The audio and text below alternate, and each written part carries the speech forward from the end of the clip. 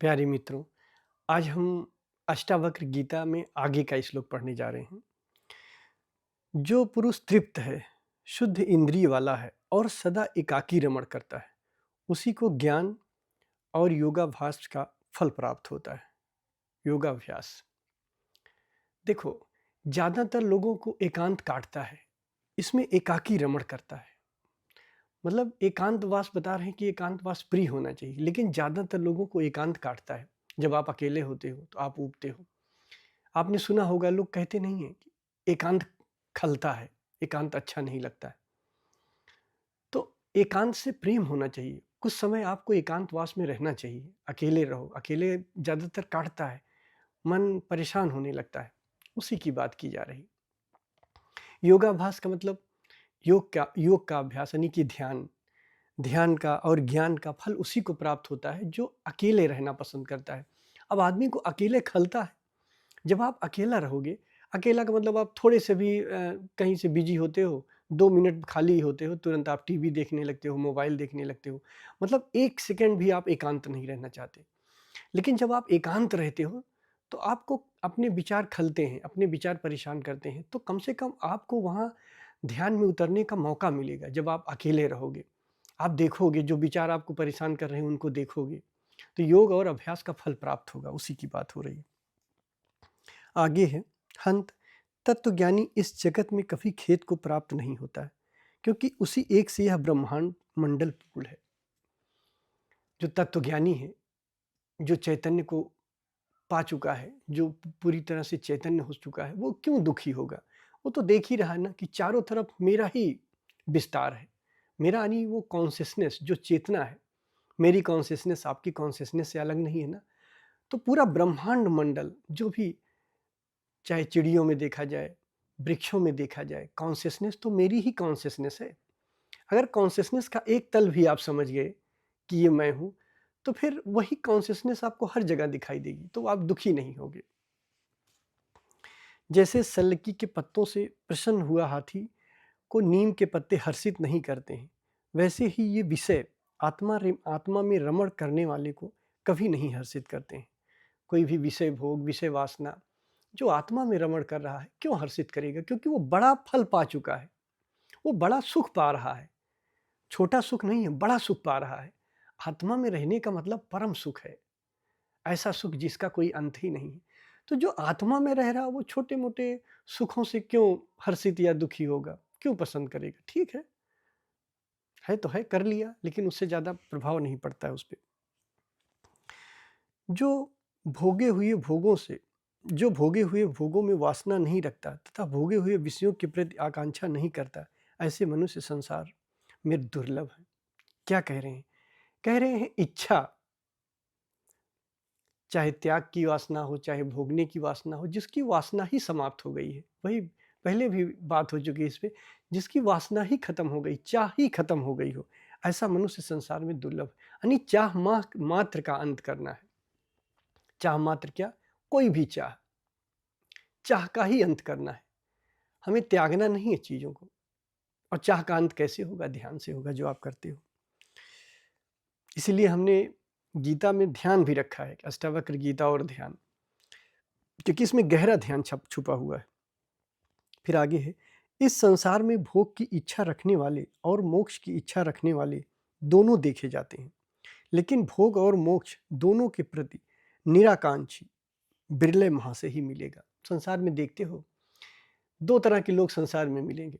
एक भोगी मिलेंगे जो संसार में पाने में परेशान है, ये भी मिल जाए, वो भी मिल जाए, रात दिन पाने के लिए परेशान है, भोग।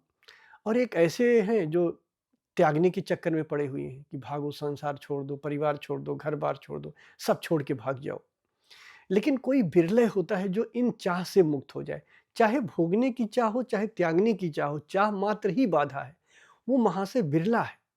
कोई एक मुक्त पुरुष होता है जो चाह मात्र से ही मुक्त हो गया। अब वो चाहे संसार में रहे, चाहे वन में रहे, कोई फर्क नहीं पड़ता है, वो चाह ही समाप्त हो गई।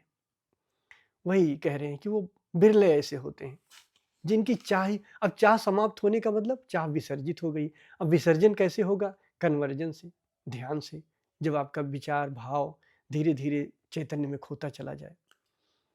ध्यान रखना, ये अगर आपको ऐसे इसको आप समझ लिए बौद्धिक रूप से, तो आप दमन को प्राप्त होंगे, आप दमन में आप चले जाओगे।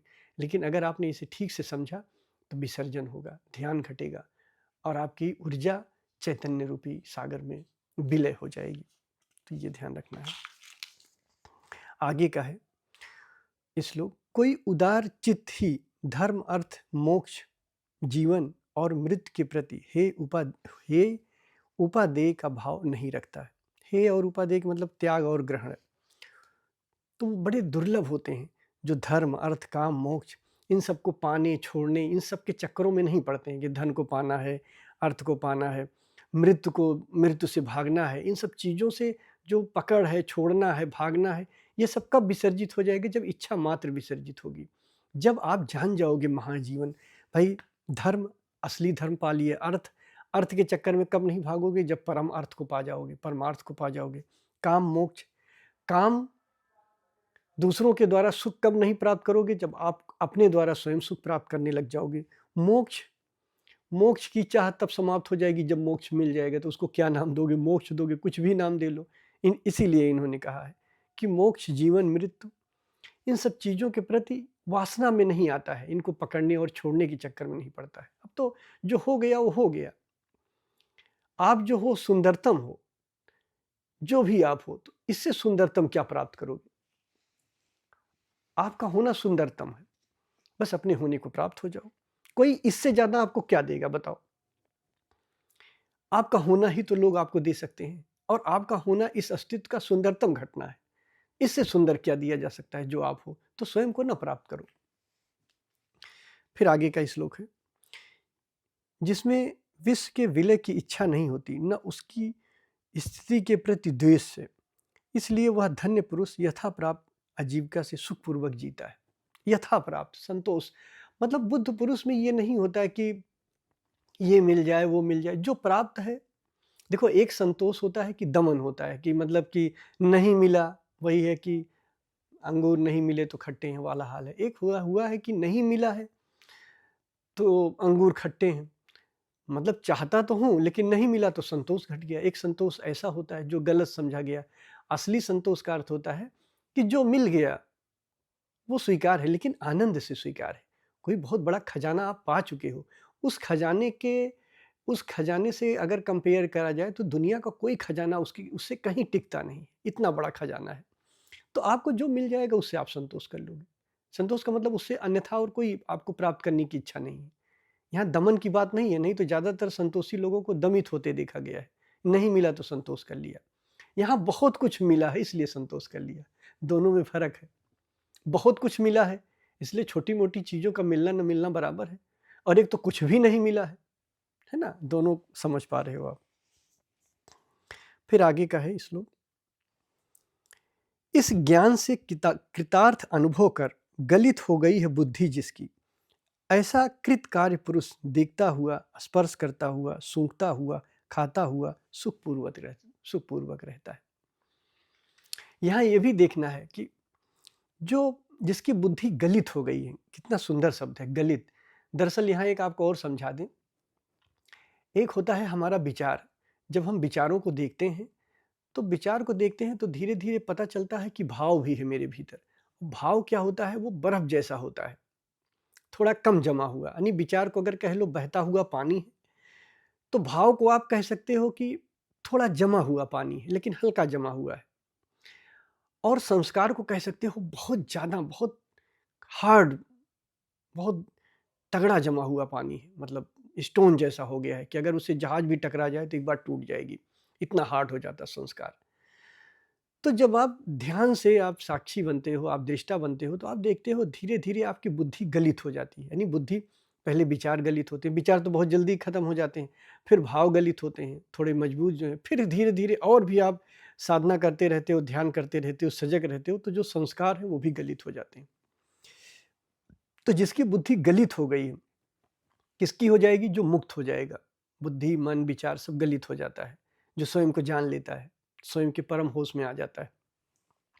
तो जिसकी बुद्धि गलित हो गई वही उसी के लिए कहा गया है, ऐसा कृत कार्य पुरुष देखता हुआ, स्पर्श करता हुआ, सूंघता हुआ, खाता हुआ सुखपूर्वक रहता है। मतलब हर चीज में सुखी रहता है वो, मतलब प्रेजेंट में रहता है। यहाँ इस अवस्था को प्रेजेंट की अवस्था की गई। खाना खाता है तो खाना खाता है, सूंघता है तो सूंघता है, चलता है तो चलता है, किसी चीज को स्पर्श करता है तो स्पर्श करता है, वो प्रेजेंट में रहता है। और प्रेजेंट में रहने से उसका सुख भी मिलता रहता है। आप प्रेजेंट में कभी नहीं रहते हो, आप विचारों में रहते हो, और विचार या तो पास्ट के हैं या तो फ्यूचर के हैं। देख लो, आप कभी भी आंख बंद करके देख लो कि आप प्रेजेंट में कब रहते हो, नहीं रहते हो। और बुद्धत्व तो प्रेजेंट में है, प्रेजेंट में तो अतिक्रमण हो जाता है विचारों का, तो प्रेजेंट में तो कोई विचार नहीं है। जब प्रेजेंट में कोई विचार नहीं है तो अगर उसी अवस्था में रहो तो अब आप जो करते हो उसमें आनंद होता है। आप सूंघते हो, बैठते हो, खाते हो, पीते हो, उसमें सुखपूर्वक रहोगे क्योंकि उससे विचलित नहीं होगे। अब सूंघते हुए आप जुड़ोगे नहीं कि इसकी गंध खराब है, अच्छा है, या जो है स्पर्श करते हुए, छूते हुए आप विचलित नहीं होगी, ये छू रहा हूँ, अच्छा है, बुरा है, सब सुंदर है। क्योंकि अब उसके उसके प्रति धारणा आपके भीतर अब नहीं है। उसके पक्ष और विपक्ष से आप अलग हो गए हो। अब आप ये नहीं चाहो, ये पसंद ना पसंद पसंद से अलग हो गए हो, तो आपको कोई दिक्कत नहीं करेगी अब। अगला है, जिसका संसार सागर छीड़ हो गया है। संसार सागर यानी कि मन। ऐसे पुरुष में न तृष्णा है, न विरक्ति है। उसकी दृष्टि शून्य हो गई है, चेष्टा व्यर्थ हो गई है, और इंद्रियां विफल हो गई। कितना सुंदर सूत्र है, देखो फिर से समझो। जिसका संसार सागर छीड़ हो गया है, बुद्धि, संस्कार, मन ये सब खत्म हो गए हैं, जो सदा चैतन्य की अवस्था में रह रहा है, ऐसे पुरुष में न तृष्णा है, कोई प्यास है किसी चीज की कि ये मिल जाए, न विरक्ति है। वो विरक्त क्यों होना चाहिए? क्योंकि उसका चाह मात्र ही समाप्त हो गया है। किसी चीज से विरक्ति उसको अब नहीं है कि ये ना हो या ये हो। उसकी दृष्टि शून्य हो गई है, उसका ज्ञान शून्य हो गया है, दर्शन शून्य हो गया है। अब वो क्या देखता है? शून्य में रहता है, शून्य हो गया है।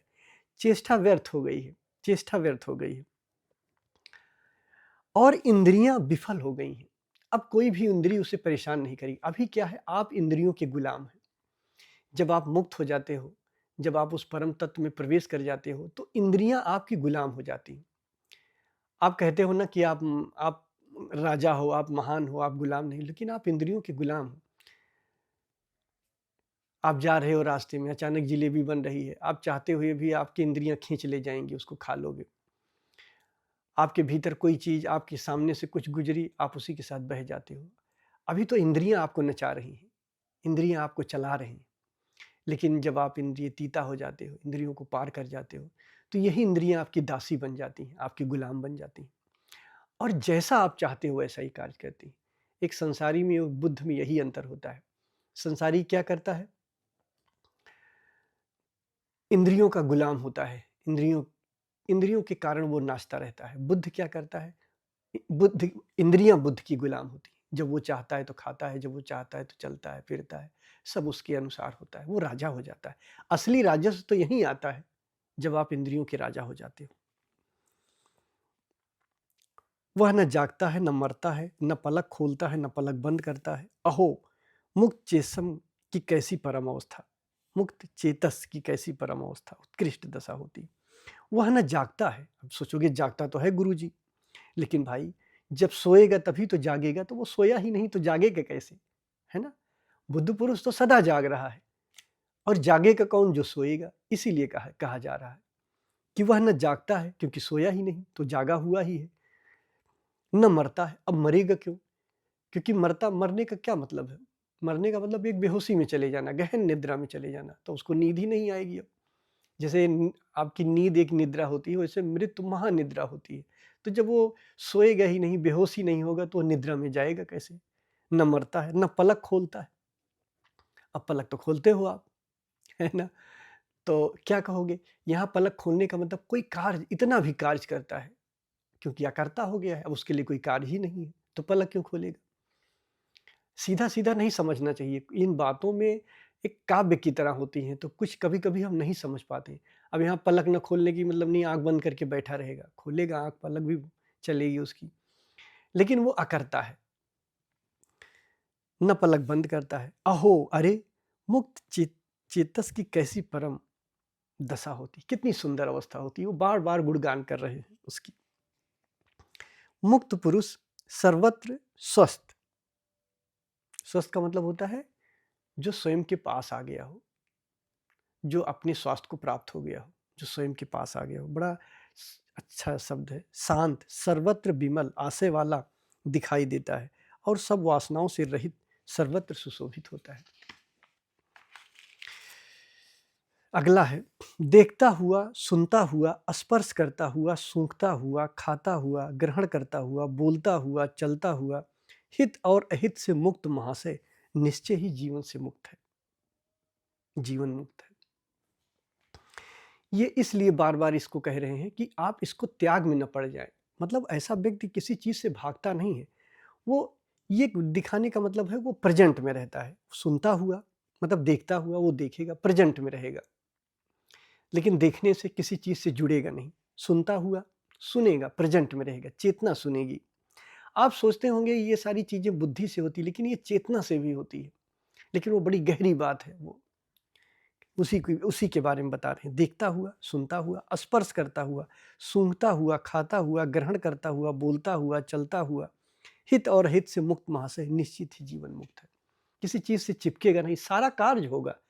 कहने का मतलब किसी कार्य से भागेगा नहीं, सब कुछ करेगा, त्याग के चक्कर में नहीं पड़ेगा, लेकिन ये सब करते हुए भी उससे लिप्त नहीं होता है और अपने आनंद में रहता है। क्योंकि वो जो सुख पा गया है, इन सब सुखों से बड़ा सुंदर सुख है जहां हम वृत्तियों से जुड़ जाते हैं।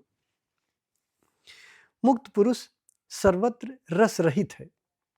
वह न निंदा करता है, न स्तुति करता है, न हर्षित होता है, न क्रुद्ध होता है, न देता है, न लेता है।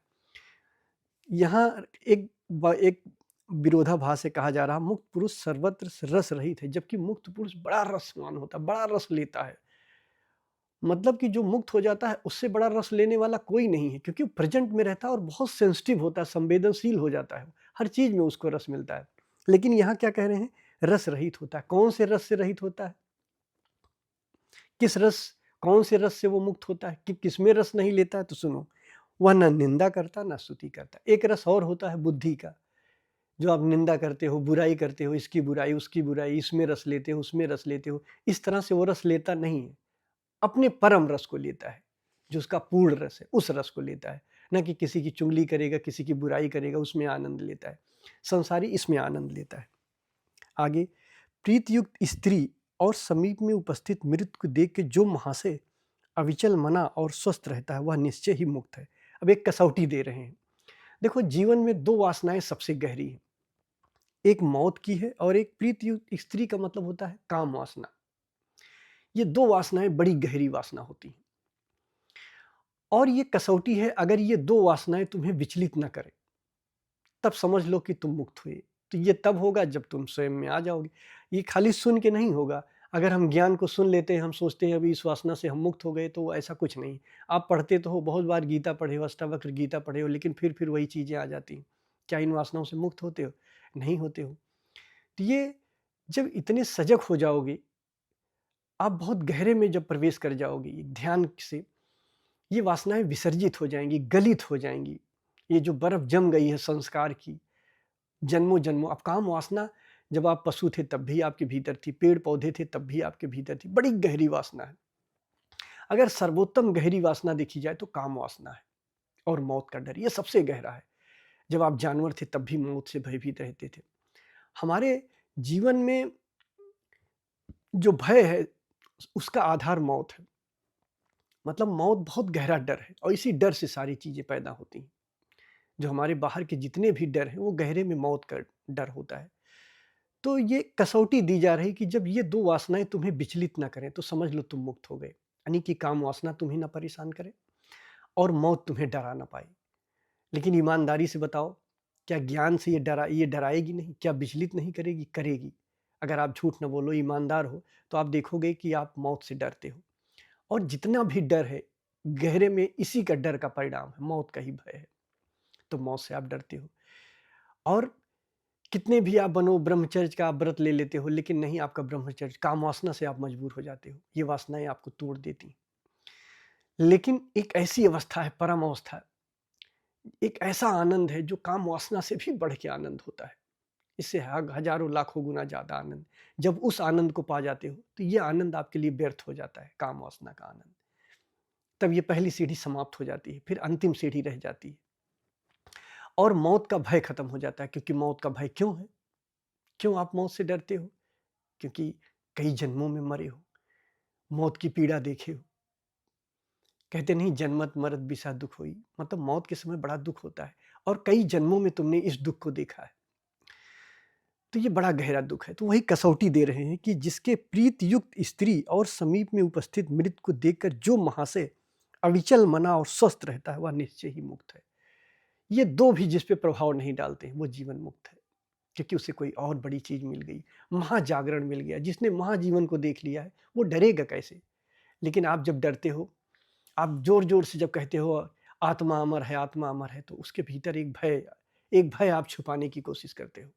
आप देखते नहीं हो संसार में जब मौत नजदीक आने लगती, जोर जोर से कहने लगते हो आत्मा अमर है, आत्मा अमर है, आत्मा अमर है। क्यों रटते हो इसको?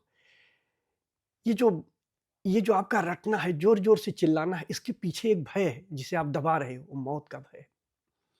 देखते नहीं हो जब हम अर्थी को लेके जाते हैं तो राम नाम सत्य है, राम नाम सत्य है, जोर जोर से चिल्लाते हैं, राम की याद आती है, जोर जोर से कहते हैं आत्मा अमर है, आत्मा अमर है। गरुड़ पुराण सुनते हैं, उसमें यही तो बताया जाता है आत्मा अमर है। क्यों जोर जोर से हम चिल्लाते हैं आत्मा अमर? गहरे में हम जानते हैं कि आत्मा अमर नहीं है, हम बहुत बार मरे हैं, अभी उस अमृत को हमने प्राप्त नहीं किया है।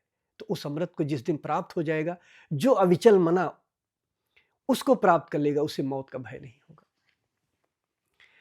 आगे है समदर्शी धीर के लिए सुख और दुख में, नर और नारी में, संपत्ति और विपत्ति में कहीं भेद नहीं है। ध्यान रखना, जो चेतना होती है, जो आनंदमय शरीर है, जो आपकी चेतना, उसमें स्त्री पुरुष का भेद नहीं होता। अब चेतना ये नहीं होती है कि फीमेल या मेल, बताओ चेतना मेल है फीमेल है, वहां लिंग भेद मिट जाता है। छीड़ हो गया है संसार जिसका, ऐसे मनुष्य में न हिंसा है, न करुणा है, न उद्दंडता है, न दीनता है, न आश्चर्य है, न क्षोभ है। क्या बात है, क्या महावाक्य है। इसमें कह रहे हैं कि छीड़ हो गया है संसार जिसका, ऐसी मनुष्य में न हिंसा है, न करुणा है, करुणा भी नहीं। अब बताओ, लेकिन मैं तो कहता हूं कि जो मुक्त होते हैं, जो ज्ञानी होते हैं, उनके भीतर करुणा पैदा हो जाता है। परमात्मा भी करुणा के कारण अवतार लेता है। करुणा अवतारम भुजगेंद्रहारम, मतलब उस करुणा के कारण अवतार लेता है। तो करुणा कैसे चली गई? अष्टावक्र क्या कह रहे हैं? समझने में गलती होती है ना, जो आप समझते हो, समझो इसे, बड़े ध्यान से समझो। छीड़ हो गया है संसार जिसका, ऐसे मनुष्य में न हिंसा है। जो मुक्त हो गया है, ऐसे व्यक्ति में हिंसा नहीं है। अब ऐसा नहीं हिंसा कर सकता है भाई, चींटी मर गया या बुद्ध पुरुष सांस नहीं लेता, अगर सांस लेगा तो उसके भीतर कितनी बैक्टीरिया वायरस जाते हैं और मर जाते हैं, तो हिंसा तो है। अब क्यों कह रहे हैं हिंसा नहीं है? ध्यान से समझो, कर्ता का भाव नहीं है। मतलब जो बुद्ध हो जाता है, जो मुक्त हो जाता है, उससे भी पाप पुण्य होते रहते हैं, लेकिन उसके अंदर इसका अहंकार नहीं होता, कर्ता और भोक्ता नहीं बनता इसका। करुणा करेगा, बुद्ध पुरुष के भीतर बड़ी करुणा आएगी, सब करुणा से ही तो ध्यान सिखाएगा, सारी चीजें करेगा, लेकिन उसको करुणा का कर्तापन नहीं रहेगा, करुणा का अहंकार नहीं रहेगा कि मैं करुणा करने वाला हूं। उसको पता ही नहीं रहेगा कि मैं करुणा कर रहा हूं। मतलब बड़ी मजेदार बात है, उसको इस बात का एहसास ही नहीं होगा कि मैं करुणा करने वाला हूं, मुझसे करुणा हो रहा है। करुणा तो करुणा का अहंकार अगर हो गया, कर्ता भोक्ता आ गया, तो फिर वो मुक्त कहाँ है? फिर तो कर्ता आ गया। लेकिन यहाँ पे जो बुद्ध हो जाता है, जो अकर्ता हो जाता है, उसके भीतर अब कर्ता ही नहीं रहा। करुणा हो जाती है, करुणा करने वाला नहीं है। मतलब करुणा करने का अहंकार उसके भीतर नहीं होता है। तो वही चीज है, ऐसे मनुष्य में ना हिंसा है। अब वो हिंसा हो सकती है, उससे हो जाए, लेकिन चूंकि हिंसा का बोध नहीं है, कर्ता का भाव नहीं है कि वो हिंसा करने वाला है, तो कर्ता का भाव नहीं हुआ, अकर्ता रहा। हिंसा हुआ तो हुआ, अब उससे जो होता है सो होता है, परमात्मा करता है। न करुणा है। अब वो अगर करुणा भी हो गया, कहीं दया से किसी को बचा लिया, किसी को कुछ कर दिया, ज्ञान दिया या किसी को बचा लिया, तो करुणा का कर्ता भी नहीं रहेगा, करुणा का अहंकार नहीं रहेगा कि मैं करुणा करने वाला हूँ। ना उद्दंडता है, ना दीनता है, ना आश्चर्य। उसको आश्चर्य भी नहीं है, उद्दंडता भी नहीं। आश्चर्य किस बात का है? परम आश्चर्य को प्राप्त हो चुका है, अपनी निजता को प्राप्त हो चुका है, किस बात का आश्चर्य हो? फिर तो जहां है जैसा है, अकंप है, स्वयं में स्थित है वो। आगे, शून्यचित पुरुष समाधान और असमाधान के हित और अहित के विकल्प को नहीं जानता, या तो कैवल्य जैसा स्थित होता है, कुछ नहीं जानता, कोई सारे विरोधाभास मिट जाते हैं। अब वो समाधान, असमाधान, हित और अहित, इस विकल्प को नहीं जानता कि ऐसा करें, ये विकल्प लाएं कि हम समाधान करें कोई चीज़। एक चीज़ यहाँ समझ लेना, ये बड़ी गहरी बात है, महासूत्र है। दरअसल एक समाधान हम बुद्धि से करते हैं, ये समाधान कर लिए, वो समाधान कर लिए, लेकिन एक ऐसी भी स्थिति है जो चैतन्य की अवस्था में, वहाँ भी एक समाधान होता है जिसको आप नहीं जानते हो, या जो इस अवस्था में पहुँचते हैं वही जान पाते हैं। तो वो दूसरा समाधान होता है, वहाँ बुद्धि समाधान नहीं करती, वहाँ अहंकार नहीं समाधान करता, वहाँ भी जीवन चलता है, लेकिन वो शून्य से चलता है, चैतन्य चलाता है। वहाँ चैतन्य समाधान करता है, वहाँ बुद्धि समाधान नहीं करती, उसकी बात करी जा रही है। भीतर से गलित हो गई है सब आशाएं जिसकी, और जो निश्चय पूर्वक जानता है कि कुछ भी नहीं है, ऐसे ममता रहित अहंकार शून्य पुरुष कर्म करता हुआ भी उनमें लिप्त नहीं होता। सुंदर वाक्य है, सरल है, तो समझ ही गए होगे। अगला, जिसका मन गलित हो गया। गलित का मतलब कि तीनों भाग में मन गलित हो गया। मन गलित हो गया यानी विचार उसका गलित हो गया है, भाव गलित हो गया है, और संस्कार गलित हो गया। तो ये तीनों गलित हो गया है। जिसका मन गलित हो गया है, जिसके मन में कर्म, मोह, स्वप्न और जड़ता सब समाप्त हो गई। जड़ता, सोच रहे हो, मतलब इनसेंसिटिव,